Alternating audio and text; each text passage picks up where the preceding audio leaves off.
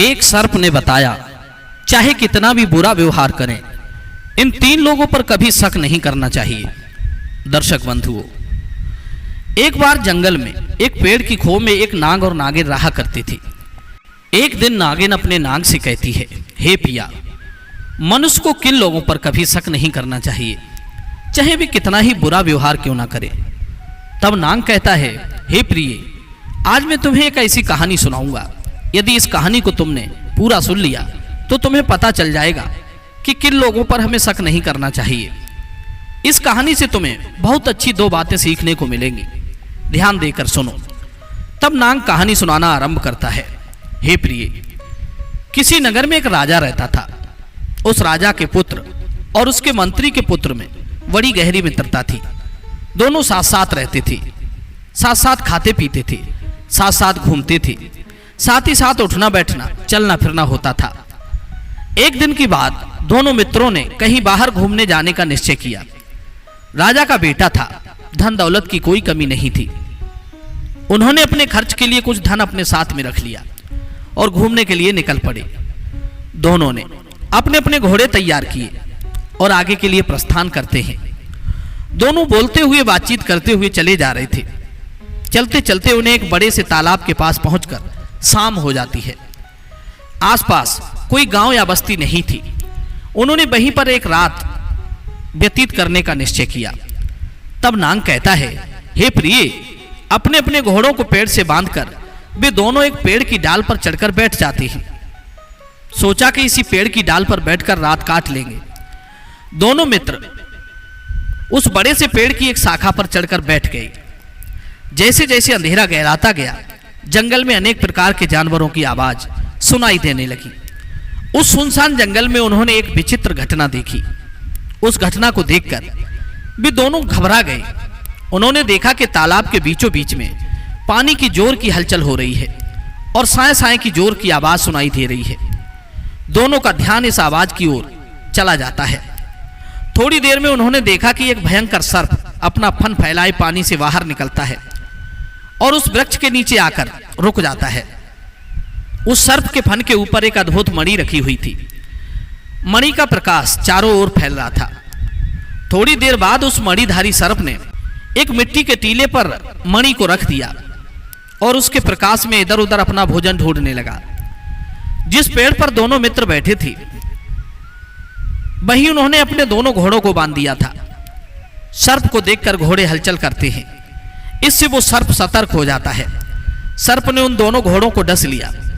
अब राजा का पुत्र और मंत्री का बेटा दोनों सोच रहे थे कि अब ये सर्प हमें भी डस लेगा, क्योंकि ये हमारे दोनों घोड़ों को पहले ही डस चुका है। दर्शक बंधुओं, वे दोनों कुमार पेड़ पर बैठकर बहुत भयभीत हो रहे थे। तब तक क्या होता है कि वो सर्प भोजन की तलाश में मणि को वहीं पर रखकर कुछ दूर निकल जाता है और मणि उस पेड़ के नीचे रखी होती है। उस चमकती हुई मणि को वे दोनों उसे बड़े आश्चर्य से देख रहे थे। उन्होंने सर्प की मणि पहले कभी नहीं देखी थी, केवल कहानियों में सुना था। फिर सांप के दूर जाते ही मंत्री के पुत्र की इच्छा उस मणि को प्राप्त करने की हुई। उसने सुना था कि सांप की मणि को अगर किसी वस्तु से ढक दिया जाए तो वो सांप अंधा हो जाता है। अब सवाल ये उठा कि जंगल में वे उसे किस चीज से ढकते। फिर उन्हें एक वृक्ष के नीचे अपने घोड़ों की लीद पड़ी दिखाई दी। फिर तो मंत्री का पुत्र जल्दी से पेड़ के नीचे उतरा और मणि को घोड़े की लीद से ढक दिया और फिर पेड़ पर चढ़कर बैठ गया। वहीं जब अंधेरा हो गया और थोड़ी देर बाद जब सांप लौटकर आया तो अपनी उस मणि को ढूंढने लगा। मणि उसे कहीं दिखाई नहीं दे रही थी।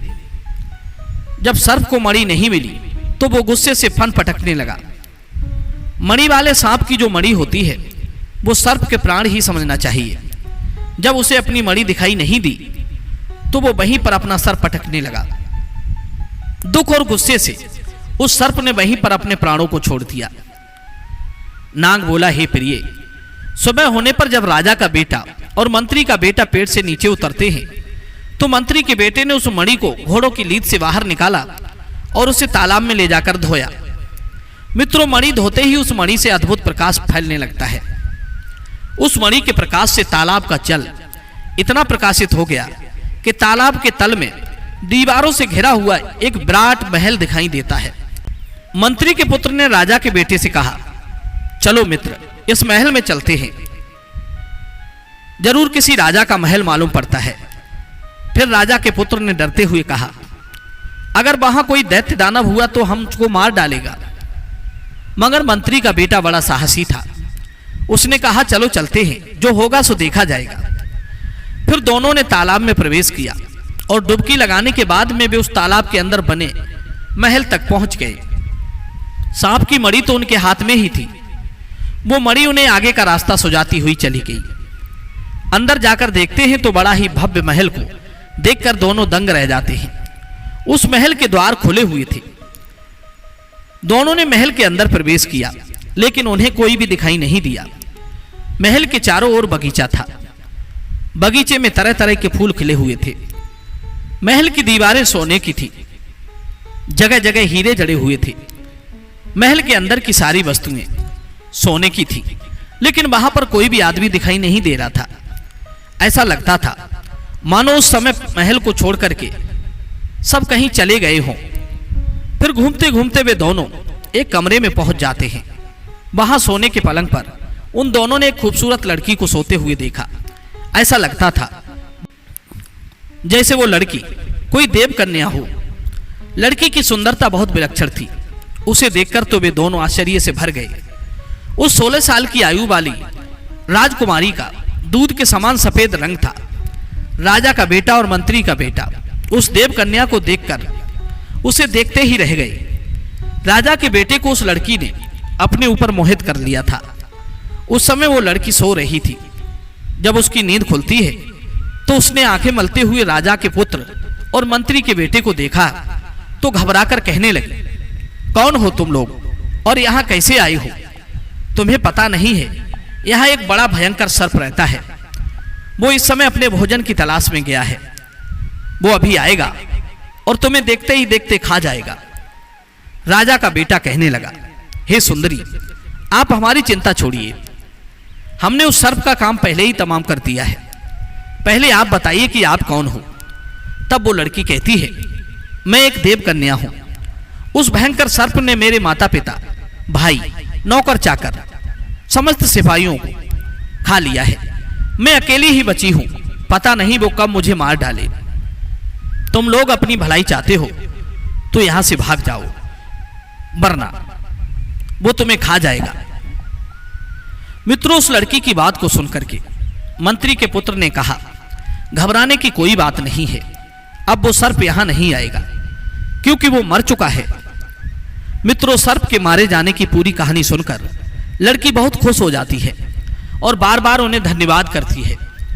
वो लड़की हाथ जोड़कर कहने लगी, तुम लोगों ने मुझे सर्प से बचाया है, कृपया इस महल में अब मुझे अकेला छोड़कर मत जाना। फिर दोनों ने उसे आश्वासन दिया कि वो उसे छोड़कर कभी नहीं जाएंगे। मित्रों, इस प्रकार वे दोनों मित्र उस महल में रहने लगते हैं।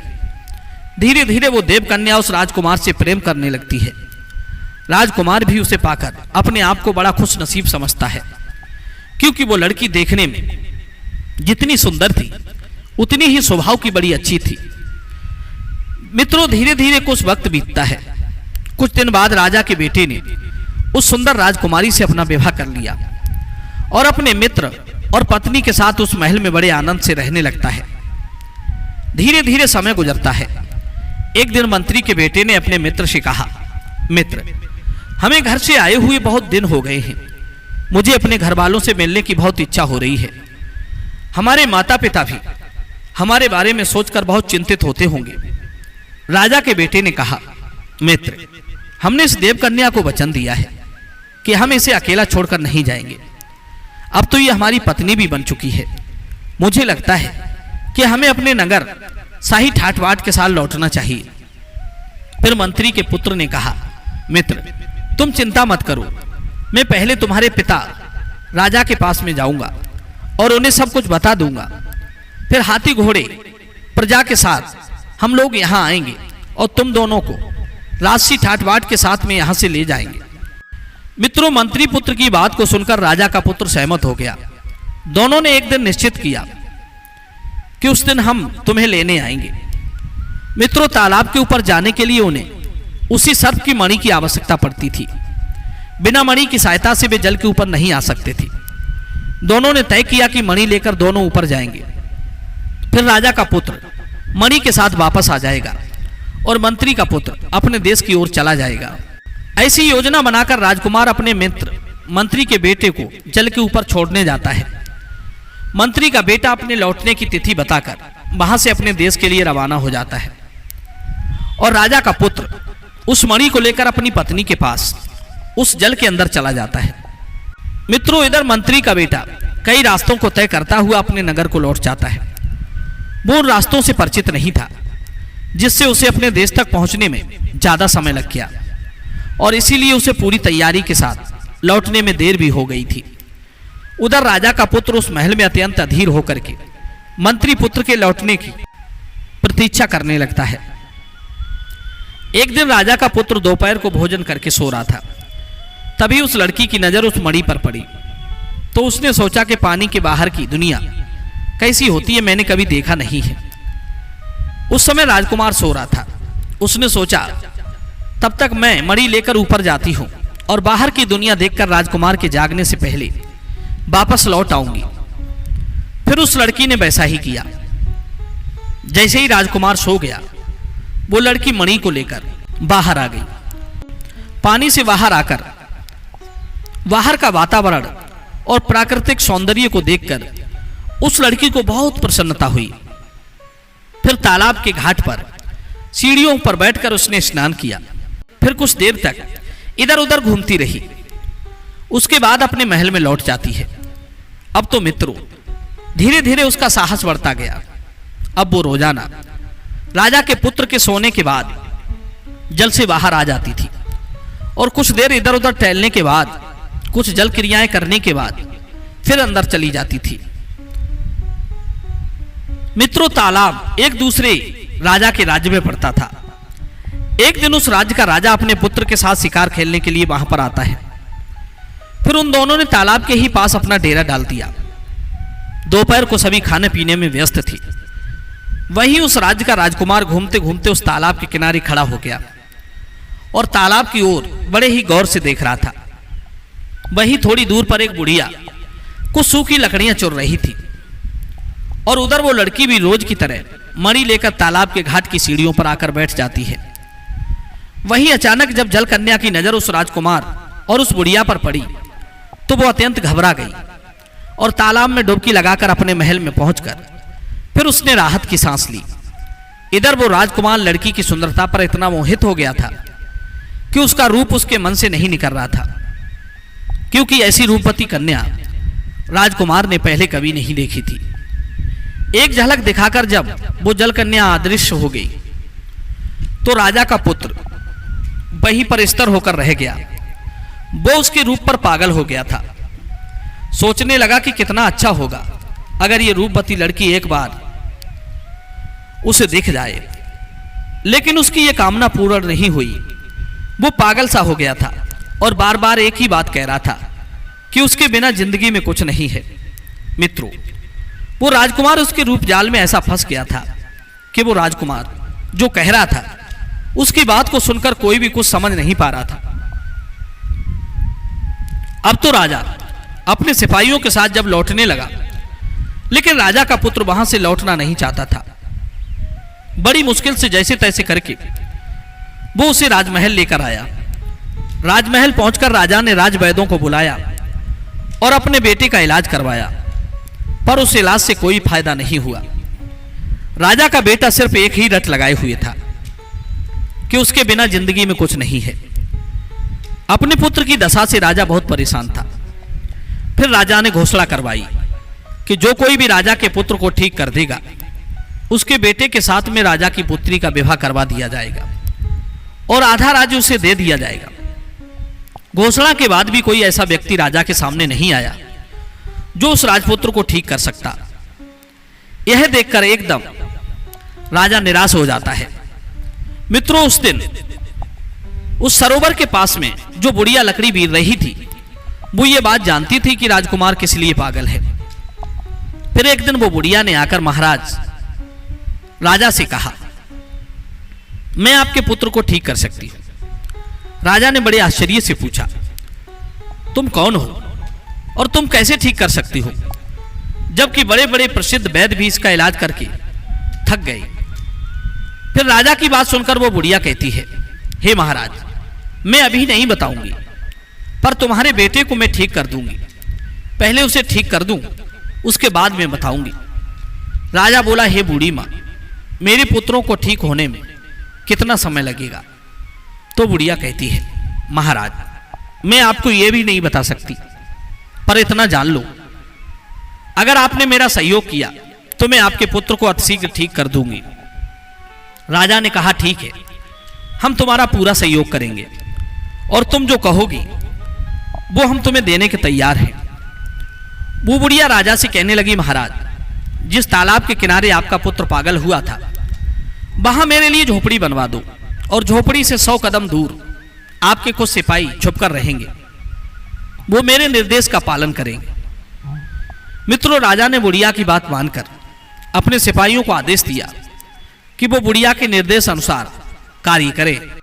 फिर बुढ़िया कहने लगी, लेकिन महाराज, जब आपका बेटा ठीक हो जाए तो आप अपने वचन को भूल मत जाना।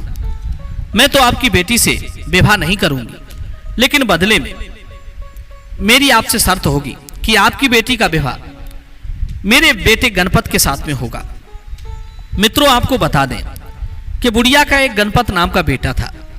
वो कुछ पागल सा था, बीच बीच में घर से भाग जाता था और वो लंगोट ही धारण करता था, सारे शरीर पर राख मलता था। वहीं जब वो घर वापस आता था तो दरवाजे पर खड़ी मां के सामने उछल कूद कर नाचता था। उसकी बात कभी भी किसी को समझ में नहीं आती थी कि ये क्या चाहता है। राजा के आदेश से तालाब के किनारे झोपड़ी बना दी गई और 100 कदम की दूरी पर सिपाहियों को रहने की व्यवस्था कर दी। वहीं सिपाहियों को ये आदेश दिया कि जब तक बुढ़िया ना बुलाए तब तक तालाब के किनारे किसी को नहीं जाना है। फिर तो बुढ़िया उस तालाब पर नजर रखने लगी। इधर तालाब के अंदर राजमहल में राजा का पुत्र अपनी पत्नी के साथ मंत्री पुत्र के आने का इंतजार कर रहा था, लेकिन मंत्री के पुत्र का कुछ भी अता पता नहीं था, क्योंकि जो समय दिया था वो समय निकल चुका था। इधर उस दिन की घटना के बाद लड़की एक दिन भी तालाब से बाहर नहीं निकली, लेकिन भाग्य का लिखा कौन टाल सकता है। एक दिन दोपहर के भोजन के बाद में जब राजा का पुत्र सोने के लिए गया तो वो लड़की मणि हाथ में लेकर उस तालाब से बाहर निकली और इधर उधर देखने के बाद में तालाब के किनारे घाट पर बैठ जाती है। वही बुढ़िया को इसी अवसर की प्रतीक्षा थी। फिर वो बुढ़िया कहने लगी, ओ सुंदर बेटी, आओ मैं तुम्हें नहला देती हूं। मित्रों, उस जलकन्या ने कोई आपत्ति नहीं जताई। बुढ़िया उसके पास जाकर बैठ गई और मणि उसके हाथ में देखकर बोली, अरे बेटी, मणि को हाथ में क्यों ले रखा है? पानी में गिर सकती है, तुम घाट के ऊपर ठीक से रख दो। मित्रों, जैसे ही उस लड़की ने उस मणि को घाट के ऊपर रखा तो बुढ़िया ने मौके का फायदा उठाकर मणि को छुपा लिया और सिपाहियों को इशारा किया कि आ जाओ। उसी समय सिपाहियों ने जाकर उस लड़की को पकड़ लिया। उस लड़की को देखते ही वो राजकुमार एकदम से ठीक हो गया। कहने लगा, हाँ यही है वो। अब तो मित्रों, राजकुमार का सारा पागलपन दूर हो जाता है। अपने बेटे को ठीक ठाक देखकर राजा की खुशी का ठिकाना नहीं रहता है। राजा ने अपने बेटे से उस देव कन्या का विवाह करना चाहा। यह सुनकर जल कन्या घबरा गई। जल कन्या ने कहा कि देखिए, मेरे महल में मेरे पति मेरा इंतजार कर रहे हैं और मैंने ये व्रत लिया है कि 1 वर्ष तक किसी दूसरे पुरुष का मुंह भी नहीं देखूंगी। यदि आप मुझे अपनी पुत्रवधू बनाना चाहते हैं तो पहले 1 वर्ष तक आप मुझे पुत्री बनाकर रखिए। 1 वर्ष से पहले मैं तुम्हारे पुत्र के साथ विवाह नहीं कर सकती। मित्रों, जल कन्या की इन बातों को सुनकर राजा उदास हो जाता है। उसे कोई उपाय नहीं सूझ रहा था। फिर राजा ने साल भर तक प्रतीक्षा करने का निश्चय किया। मित्रों, उधर मंत्री का बेटा सारी व्यवस्था करके उस तालाब के किनारे हाथी घोड़ा और सिपाहियों के साथ पहुंच जाता है और फिर वो तालाब के किनारे आम के बगीचे में डेरा तंबू लगाकर तालाब की ओर एकटक देखता रहता है कि मेरा मित्र कब जल से बाहर निकलेगा हालांकि राजा के पुत्र को जो समय दिया था वो बीत गया था, किंतु मंत्री पुत्र को आशा थी कि राजा का पुत्र बाहर अवश्य आएगा। उन्हें भी मेरे आने की चिंता होगी, क्योंकि बिना मणि के महल के अंदर प्रवेश नहीं हो सकता। वहीं वो मंत्री पुत्र उस राजा के पुत्र के तालाब से बाहर निकलने का इंतजार करने लगता है। कई दिन बीत जाते हैं, परंतु राजा का पुत्र और उसकी पत्नी जल से बाहर नहीं निकले। अब निकले भी कैसे? राजकुमार के पास मणि नहीं थी और राजकुमारी उस राज्य के राजा के महलों में रह रही थी। जब कई दिन बीत गए और राजकुमार बाहर नहीं आया, तो मंत्री के बेटे ने सोचा कि आखिर बात क्या है, मेरा मित्र जल के बाहर क्यों नहीं आ रहा है? जरूर उसके साथ कोई अनहोनी हुई होगी। वो भी अपने मित्र राजकुमार के पास नहीं जा सकता था, क्योंकि उसका मित्र जिस जगह रह रहा था वो पातालपुरी थी और बिना सांपों की मदद के वो पाताल में नहीं पहुंच सकता था। इस प्रकार अपने मित्र की प्रतीक्षा करते करते उसे उस तालाब पर 1 वर्ष बीत जाता है। उधर उस जलकन्या का 1 वर्ष का दिया हुआ समय समाप्त होने वाला था। इधर राजा ने अपने पुत्र के साथ उस लड़की के विवाह की तैयारी शुरू कर दी। हलवाइयों ने पकवान बनाना शुरू कर दिए। नगर में घर द्वार सजाए जाने लगे। राजमहल में शहनाइयां बजने लगी। मंत्री के बेटे ने पास के नगर से आने वाली शहनाई की आवाज को सुना। सोचने लगा जरूर इस राजा के यहाँ कोई बड़ा उत्सव है। फिर एक राहगीर से उसने पता किया, तो राहगीर ने बताया कि यहाँ के जो राजकुमार हैं वो एक जलकन्या से विवाह रचाने जा रहे हैं। उसी की ये सब तैयारी चल रही है। मित्रों, मंत्री के बेटे को जलकन्या का नाम सुनते ही सारी बात समझते देर नहीं लगी। वो एकदम से घबरा उठा। उसने तय किया कि पहले नगर जाकर के वो सारी बातों का पता लगाएगा, और ऐसा सोचकर मंत्री का बेटा नगर की ओर चल पड़ा। नगर में पहुंचकर के उसने एक गरीब ब्राह्मण के घर में शरण ली। ब्राह्मण देव ने मंत्री के बेटे का खूब सत्कार किया और उसे भोजन कराया। कुछ देर वहां विश्राम करने के बाद मंत्री के बेटे ने पूछा, हे ब्राह्मण देवता, कृपया मुझे ये बताने का कष्ट करें कि इस नगर में इतनी तैयारी क्यों हो रही है? क्या कोई उत्सव है? मंत्री के बेटे की बात सुनकर ब्राह्मण ने सोचा, लगता है ये युवक इस शहर में नया नया आया है, इसलिए इसे कुछ पता नहीं है। तब ब्राह्मण ने मंत्री के बेटे को पूरी बात समझाई। उसने बताया कि नगर के बाहर जंगल में एक तालाब है। वहां से एक अद्भुत सुंदर जलकन्या को पकड़कर यहाँ का राजा लाया है, और उसी जलकन्या के साथ यहाँ का राजा अपने बेटे का विवाह रचाने वाला है, इसलिए पूरे नगर को सजाया गया है। मंत्री के बेटे ने कहा, ब्राह्मण देव, आप मुझे ये कहानी विस्तार से समझाइए, आखिर वो जलकन्या कौन है? तब ब्राह्मण ने मंत्री पुत्र को सारी बातें बताते हुए कहा कि एक दिन इस देश का राजा शिकार खेलने को जंगल में गया था। वहां उसका पुत्र पागल हो गया और एक बुढ़िया ने एक जलकन्या को पकड़कर किसी तरह से उसे ठीक किया है। ये तो मुझे भी नहीं मालूम है कि वो लड़की कौन है, मगर वो बुढ़िया जब जलकन्या को पकड़कर लाई और उस राजकुमार के सामने पेश किया तो राजकुमार ठीक हो गया। इसके बदले में बुढ़िया ने राजा से एक शर्त रखी है कि अगर उनका बेटा ठीक हो जाता है तो राजा को अपनी बेटी का उसके बेटे के साथ में विवाह करना पड़ेगा। उस बुढ़िया का एक पुत्र है, वो कुछ सनकी और पागल है, उल्टी सीधी हरकतें करता है। तब मंत्री के बेटे ने पूछा, हे ब्राह्मण देव, उसका बेटा तो ठीक हो गया, क्या बुढ़िया को राजा ने जो वचन दिया था वो पूरा हुआ कि नहीं? ब्राह्मण देव ने बताया, अभी नहीं। मंत्री पुत्र ने मन ही मन एक योजना बनाई और वो ब्राह्मण से विदा लेकर नगर के बाहर आ जाता है।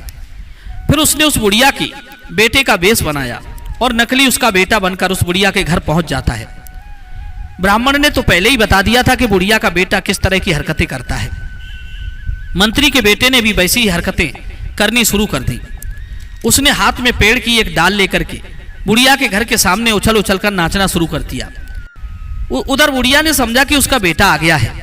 ये देखकर बुढ़िया बड़ी खुश होती है और खुश होकर कहने लगती है, लगता है भगवान ने मेरी प्रार्थना सुन ली, मेरा बेटा आ गया है।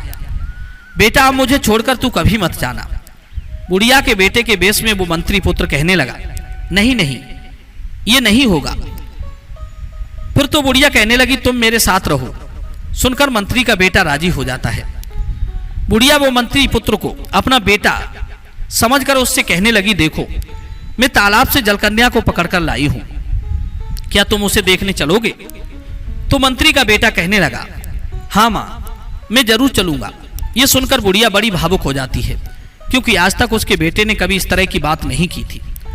खुशी में बुढ़िया ने आगे कहा, बेटा हमारे पास एक सांप की मणि है, क्या तुम उसे देखना चाहोगे? तो मंत्री का बेटा कहने लगा, हाँ माँ, मैं उसे देखूंगा। फिर तो बुढ़िया ने मणि को जैसे ही निकाला तो नकली उसके बेटे ने उसे लेकर अपने पास में रख लिया। इधर वो बुढ़िया इतनी खुश थी कि उसका ध्यान उस ओर गया ही नहीं कि जिसे वो अपना बेटा समझ रही थी वो कोई और था। अब तो बुढ़िया अपने बेटे को राजमहल ले जाती है और जिस कमरे में वो जलकन्या बंद थी उसी कमरे में उसने अपने बेटे को बैठा दिया। शाम होने पर उस बुढ़िया ने अपने बेटे से कहा, चलो अब घर चलते हैं। तो वो नकली उसका बेटा घर जाने को तैयार नहीं हुआ, बस जलकन्या के पास ही रुकने की जिद करने लगा। अंत में हार करके बुढ़िया पहरेदारों से उसका ख्याल रखने की बात कहकर अकेली घर चली आती है। उसी रात जब वे सब पहरेदार सो गए तो मंत्री का पुत्र उस जलकन्या के पास पहुंचा। उसने उसे अपना परिचय दिया। फिर वो जलकन्या भी समझ जाती है कि ये मेरे पति का मित्र है जो मेरे पति के साथ पाताल लोक में गया था। उसने कहा कि आप कुछ भी करके मेरा यहां से उद्धार करो, किसी भी तरह से तुम मुझे मेरे पति के पास पहुंचा दो।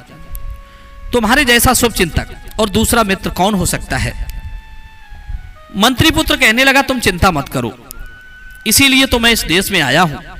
अब मैं जैसा कहूंगा तुम वैसा ही करना और फिर आज रात को ही हम यहां से भाग चलेंगे। मित्रों, इस प्रकार दोनों ने वहां से निकलने की योजना बनाई। मंत्री का बेटा उसे बुढ़िया के बेटे की नकल करने लगा। वो उछल कूद करता हुआ खिड़की से बाहर आता था और खूब उछलता नाचता। पहले तो पहरेदार थोड़े चौकन्ने रहे, फिर उसे पागल समझकर आपस में कहने लगे, ये तो पागल है, लगता है सारी रात इसी तरह उछल कूद करता रहेगा, कभी खिड़की से बाहर आएगा, कभी अंदर जाएगा, सारी रात कब तक जागेंगे, चलो हम भी लोग विश्राम करते हैं। इतना कहकर पहरेदार भी आराम करने बैठ जाते हैं। उधर मौका देखकर मंत्री पुत्र जलकन्या को अपनी पीठ में बांधकर खिड़की के रास्ते से निकल भागता है और उस तालाब के किनारे पहुंच जाता है। बुढ़िया के घर से वो मणि तो ले ही आया था, उस मणि के सहारे वे दोनों जल के अंदर जाते हैं। तो अपनी पत्नी और मित्र को देखकर राजा का बेटा बड़ा खुश हो जाता है। मंत्री के बेटे ने राजा के बेटे से कहा, मित्र जल्दी चलो, अन्यथा इस राज्य का राजा हम तीनों को जीवित नहीं छोड़ेगा, क्योंकि यहां का जो राजा है तुम्हारी इस पत्नी का अपने बेटे से विवाह कराना चाहता था। जब तक वो हमें ढूंढता हुआ इस तालाब तक आएगा, हम तीनों को यहां से अपने राज्य के लिए निकल चलना चाहिए। मित्रों, जिस समय राजा का पुत्र तैयार हुआ तो राजा के पुत्र की नजर एक संदूक पर पड़ी। उस राजा के पुत्र ने जब वो संदूक खोलकर देखा तो उसमें 3 चीजें थी। राजसी वस्त्र थे, राजसी आभूषण थे और हीरो से जड़ा हुआ खड़ाऊ था। राजकुमार उन तीनों चीजों को देखकर बहुत प्रसन्न होता है, क्योंकि वे तीनों चीजें बहुत कीमती थी। राजकुमार ने क्या किया, उस संदूक को ही अपने साथ में रख लिया और मणि के सहारे वे तीनों बाहर आ जाते हैं। इस प्रकार वे तीनों अपने देश के लिए लौटने लगे। मंत्री का बेटा जो हाथी घोड़े लेकर आया था वे सब उसने पहले ही लौटा दिए थे, अब उन्हें पैदल ही लौटना था। इस प्रकार पहाड़, नदी, जंगल सबको पार करते हुए वे अपने देश की ओर बढ़ने लगता है। इसी तरह कई दिन बीत जाते हैं, कोई आबादी उन्हें नहीं दिखाई दे रही थी। एक विशाल बरगद के पेड़ के नीचे एक रात उन्होंने विश्राम करने का निश्चय किया। वहीं थके होने के कारण राजा का पुत्र और उसकी पत्नी गहरी नींद में सो जाते हैं, पर मंत्री का पुत्र पहरा देने के लिए जागता रहता है। जिस समय मंत्री का बेटा पहरा दे रहा था उसी समय उस पेड़ के ऊपर एक हंस और हंसनी बैठे हुए थे। वे आपस में बातचीत कर रहे थे। मंत्री के बेटे ने दोनों को बातें करते हुए सुना। हंस कहने लगा, हे प्रिय हंसनी, मंत्री का बेटा बहुत चालाकी से राजा के पुत्र और उसकी पत्नी को बचा लाया है, लेकिन क्या वो सकुशल अपने देश में पहुंचा पाएगा? मैं तो इनके ऊपर आने वाली भीषण विपत्ति को देख रहा हूं। हंसनी ने पूछा, पिया जी इनके ऊपर कौन सी विपत्ति आने वाली है? तब हंस कहता है, राजा के पुत्र को लेने के लिए राजा हाथी भेजेगा, किंतु राजा का पुत्र उस हाथी पर चढ़ते ही गिरकर मर जाएगा। तब हंसनी ने कहा, पिया जी अगर कोई राजा के पुत्र को हाथी की पीठ पर चढ़ने से रोक दे तब क्या होगा?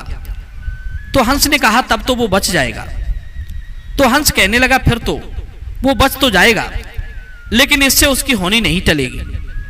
यदि यहां से बच जाएगा तो राजमहल के सिंह द्वार से प्रवेश करते समय द्वार के टूटने से इस राजा के पुत्र की मौत हो जाएगी। तब हंसनी पूछने लगी, यदि कोई सिंह द्वार को पहले ही तोड़ दे तब क्या होगा? तो हंस कहता है, तब तो वो बच जाएगा, लेकिन उससे भी होनी नहीं टलेगी।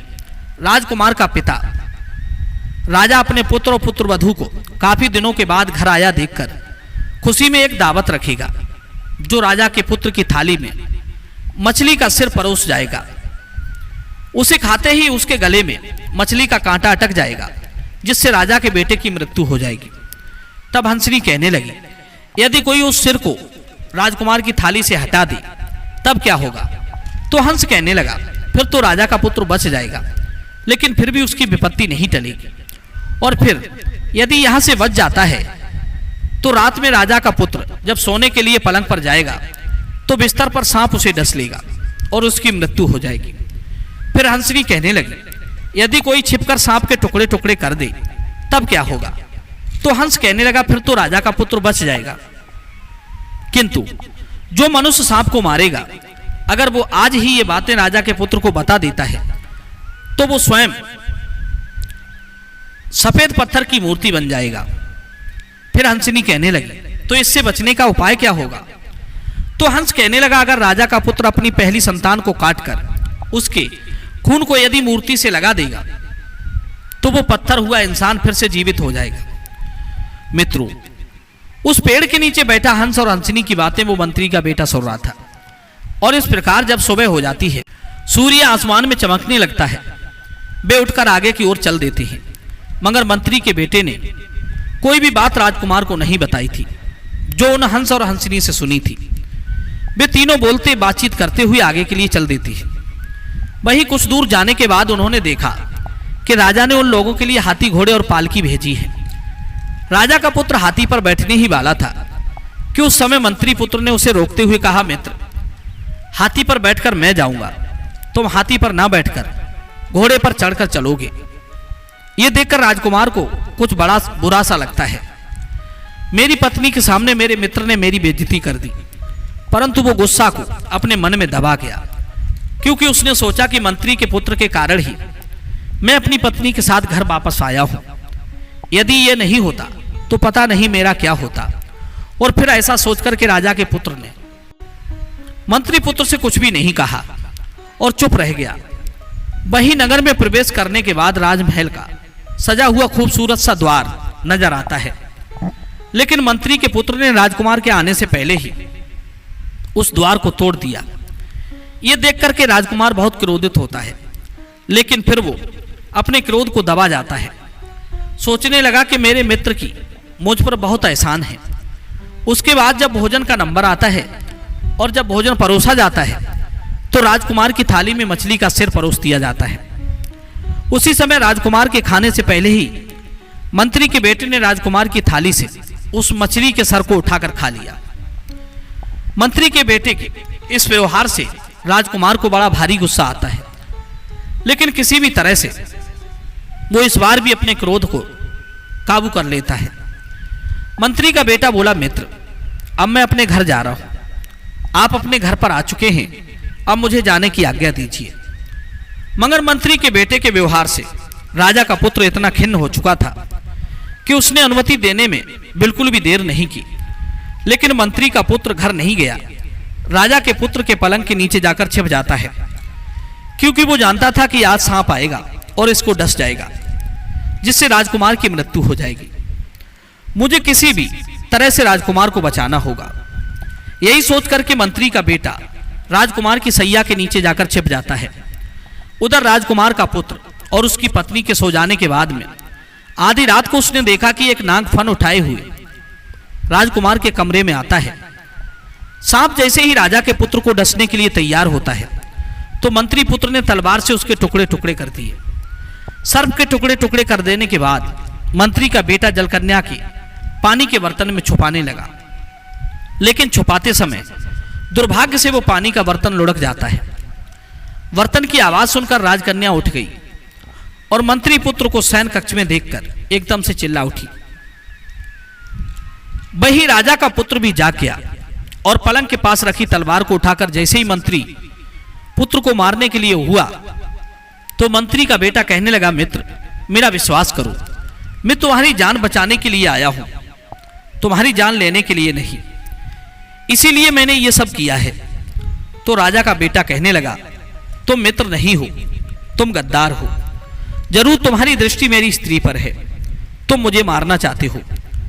पाताल से आने के बाद मैं तुम्हारे आचरण को देख रहा हूं कि तुम मेरे साथ कैसा व्यवहार कर रहे हो।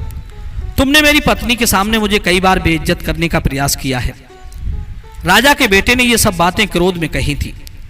राजा के पुत्र का क्रोध देखकर मंत्री का बेटा अत्यंत शांत भाव से कहता है, हे मित्र, तुम्हें बचाने के लिए ही मैंने ये सब किया है, इसके अलावा मेरे पास और कोई चारा नहीं था। राजा का पुत्र कहने लगा, सच बात क्यों नहीं बताती? तुम्हारे मन में आखिर क्या चीज है? तुम क्या करना चाहते हो? मुझे लगता है तुम्हारी नियत में खोट है। तो मंत्री पुत्र कहने लगा, हे मित्र, मेरे भाग्य ने मेरा मुंह बंद कर दिया है। अगर मैंने सच बता दिया तो मैं पत्थर की मूर्ति बन जाऊंगा। फिर यदि तुम मुझे बचाना चाहोगे तो तुम्हें अपनी पहली संतान की बलि चढ़ाकर उसके रक्त से मुझे नहलाना होगा, तब मैं वापस जीवित हो सकूंगा। मंत्री के बेटे की बात सुनकर राजा का पुत्र का क्रोध शांत नहीं होता है। तो उसने कहा, मुझे बेवकूफ मत समझो, घुमा फिराकर बात मत करो, इससे कोई लाभ नहीं होगा। सच क्या है वो तुम्हें बताना ही होगा। अब तो दुखी होकर मंत्री के बेटे ने हंस और हंसिनी के द्वारा जो बातें सुनी थी वो सारी बातें राजकुमार से कह डाली। वो रहस्य राजकुमार को बताने के बाद मंत्री का बेटा सफेद पत्थर की मूर्ति में बदल जाता है। अब तो अपने मित्र को पत्थर के रूप में देखकर राजकुमार को बड़ा पश्चाताप होता है। ये मैंने क्या कर दिया? मैंने अपने सबसे प्रिय मित्र को खो दिया है। उसका मित्र मंत्री के बेटे की याद में राजकुमार हर समय दुखी रहने लगा। कुछ दिनों के बाद में राजा के पुत्र को एक सुंदर सा पुत्र हुआ। वो उस पुत्र को देख करके बहुत खुश होता था, लेकिन कमरे के एक कोने में रखी मित्र की मूर्ति को देख करके राजा के पुत्र का हृदय आशंका से बैठने लगता था कि मैंने अपनी मूर्खता के कारण अपने हितैषी, अपने विश्वास पात्र मित्र को खो दिया है, और जब तक मैं उसे जीवित नहीं कर लूंगा तब तक मेरी आत्मा को शांति नहीं मिलेगी। राजकुमार ने उसकी पत्नी ने उसे जीवित करने की वही बात कही, लेकिन अपने बेटे की बलि चढ़ाने की बात सोचकर उनकी रूह कांप जाती है। फिर वो अपने पुत्र की बलि चढ़ाने का विचार त्याग देते हैं। एक दिन राजा के पुत्र ने संदूक में रखे हुए वो राशि वस्त्र, राशि आभूषण और वो हीरों से जड़े हुए खड़ाऊओं को धारण किया। जैसे ही राजा के पुत्र ने संदूक से निकालकर वो तीनों चीजें पहनी, वैसे ही राजा का पुत्र पागल सा हो जाता है। वो एकदम से बड़ा बीमार पड़ जाता है। वो अपना मानसिक संतुलन खो बैठता है। किसी तरह से उसकी पत्नी जलकन्या ने राजकुमार को संभाला तो उसे अपने मित्र उस मंत्री पुत्र की याद आती है। फिर राजा के पुत्र ने मंत्री पुत्र को बचाने के लिए अपने पुत्र का बलिदान किया। उसके खून से सफेद पत्थर की मूर्ति को नहलाया। वही मूर्ति को नहलाते ही मंत्री का बेटा जीवित हो जाता है, और फिर राजकुमार के बच्चे का कटा हुआ सिर एवं राजा के पुत्र का मानसिक संतुलन खोया हुआ देखकर मंत्री का बेटा बहुत दुखी होता है। सोचने लगा कि मेरे मित्र ने मुझे ठीक करने के लिए अपने पुत्र की बलि चढ़ा दी, मुझे भी अपने मित्र के बच्चे को जीवित करके उसकी सारी खुशियां लौटानी होंगी। मंत्री के बेटे से जब ये सब देखा नहीं गया तो वो मन में सोचने लगा कि मेरी पत्नी को दैवीय शक्तियां प्राप्त हैं। ऐसा सोचकर मंत्री का बेटा राजा के पुत्र और उसके बेटे के शरीर को अपने पत्नी के पास ले जाता है। मंत्री के बेटे की पत्नी ने देवी का यज्ञ किया और उनका आह्वान करके उन्हें प्रसन्न कर लिया। देवी की कृपा से राजा का पुत्र भी ठीक हो जाता है और उसका पौत्र भी। इधर वो नाग अपनी पत्नी नागनी से कहता है, हे प्रिय, जानती हो राजा का पुत्र बीमार क्यों हुआ? राशि वस्त्र, राशि आभूषण और हीरे जड़ित वो खड़ाऊं पहने थे, इसलिए वो आभूषण एक मरे हुए राजकुमार के थे जो एक संदूक में रखे हुए थे।